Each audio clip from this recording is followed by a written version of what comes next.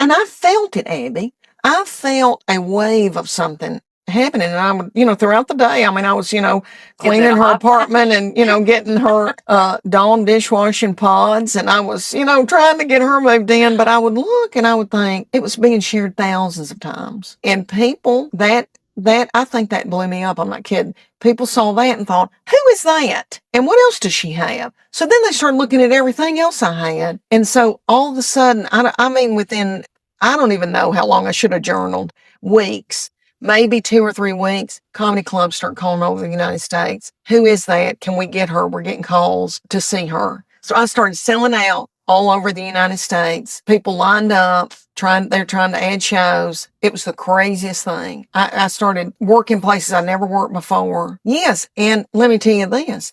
I didn't have an agent and nobody wanted to take me. And my manager at the time begged people to take me and they'd pass me up. And I was selling out. And I don't know if they looked and thought, she's 52. This is a fluke. I think a lot of them thought she's one of these people that's doing digital, like a character, and she is not really a stand-up. They didn't know I'd been doing it for 20 years. So I think they thought it's a fluke and they wouldn't sign me. And my manager finally got somebody to take me as a favor. And he started booking me all over the United States. And then I got a 100-city tour offer from Outback Concerts out of Nashville. That's the biggest comedy bookers. Or promoters in the world. And I got my first 100-city deal in theaters like Tennessee Theater, 1,500 seats to 2,500 seats. And, it was just crazy. And they'd already started selling tickets, started putting them on sale and selling out. And but darn if COVID didn't hit. And that shut it down. And I sat and wrung my hands and thought, the biggest thing's ever happened to me. It's not going to happen. But I started getting on the back porch doing videos like everybody else sitting there cooking a chicken casserole. And I just would, no makeup, looking like a picked jaybird. I'd get on the back of the porch and say, well, I've cooked a chicken casserole and I drank a glass of wine in my home. Normally I didn't do that. We all did, terrible unhealthy things, freaked out. And I had elderly parents my mom was sick and I was helping take care of her, and I'd drive back and forth and I would talk about taking care of my mom. And at the time, she'd had a stroke, couldn't eat solid foods. So I would talk about making her a Jello salad because that's what my people have always had it, because I'm from the country. And people would send me Jello salad recipes for my mama, soup, casseroles. And let me tell you, and I don't mean to get sappy, but that's when I knew something. Yes, I knew I had a 100-city tour and I was, unbelievable. But during that, I saw, I don't know what I went from on Facebook, maybe 450,000 followers to 1.8 million, maybe. I don't even know. But it was a community. It became a community of people, mamas, seeing my children, me talk about taking care of elderly little mom and daddy, because how many people are going through that, and then trying to raise your own children or launch your own children. And I would say to people, everything's going to be all right about the COVID. And people felt, I guess, comforted by me and my voice. And that built it even bigger. What I thought was going to squish it and it was not going to happen because of COVID made it bigger.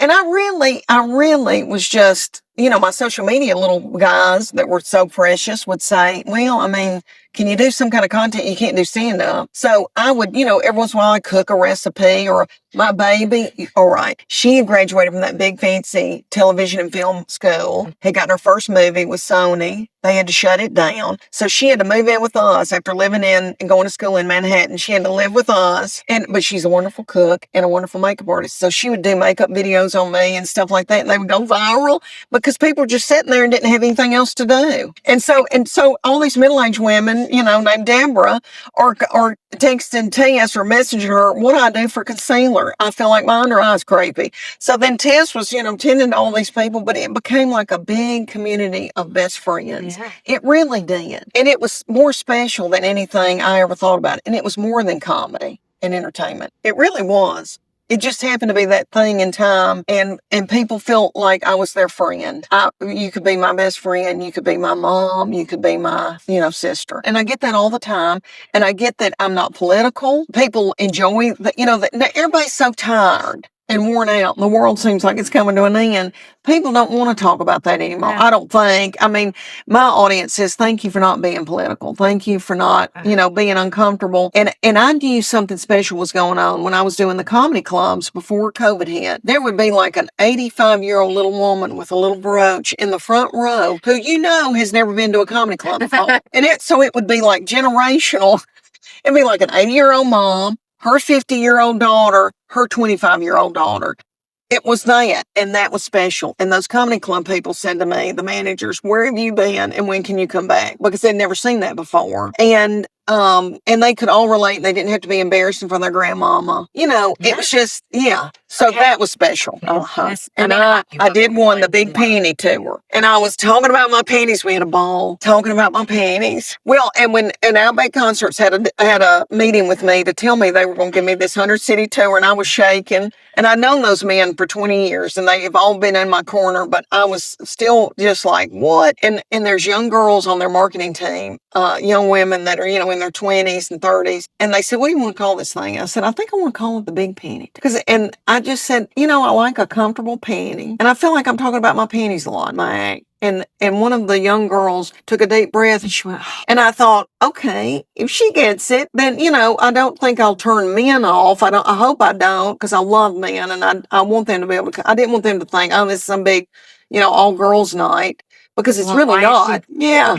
So I thought, I was worried. I thought, is that going to be all right? What is it? But it turned out it was all right. And okay, so I go all over the country talking about all kinds of things, but some of it, my big panties. And women brought big panties that looked like it could fit on the hood of a car. I don't know where they buy them, like 4 women standing in them, and people would throw stuff at me, blow kisses at me. It blew my mind, and it kind of messed with me. I kind of had imposter syndrome, and I kind of thought, I'm not worthy of this. People were so good to me, and we love you, Leanne, and you're speaking for us, and we want you to win. You're women, you can do that. And that kind of messed with me. I thought, I'm not worthy. So I went through all that. And then my people kept trying to sell Netflix, and and they didn't turn me down, but it wasn't, they weren't like, oh yeah, we'll do her. So I thought, maybe I had to put it on YouTube by myself, which is, people are doing that. And it's so great. Yeah, it's great for people. But I wanted that Netflix. That's the stamp of approval. If you get Netflix, that is like, you're legit. That's the bomb. And they kept, talking to Netflix. And so anyway, Netflix bought it. I produced it. I own it, but I leased it to Netflix. That's the deals people are doing now. And they want to shoot it in Lexington, Kentucky. And we sold out 5 shows. They filmed the last 2, and it has really done well. It dropped April the 11th. It's called I'm Every Woman, and I've stayed in the top 6, but I've hovered around 4, kind of dip. Now I'm back at 4. I mean, who knows how long but I'm the top woman this year. I guess since in viewership, maybe since 2021. It's getting a lot of buzz. Netflix wants me to do another one, and I was just in a comedy festival, the biggest comedy festival in the world, Just for Laughs in Montreal, Canada. And, Netflix was there, and they're precious to me. I said, oh, am I going to get like Mariah Carey? And my feet can't even touch the ground, because I don't know if they think she's feeble. We've got to walk her through the streets. I don't know. They all hold on to me.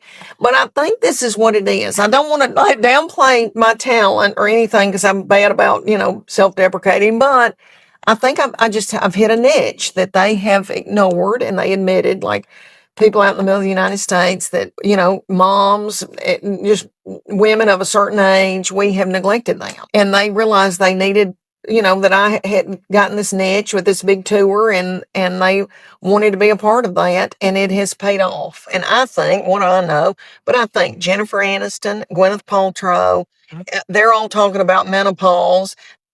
And you think of Jane Fonda and Lily Tomlin, all the movies, Netflix, Grace and Frankie's one of the top shows. So yeah, I think they're all realizing, yeah.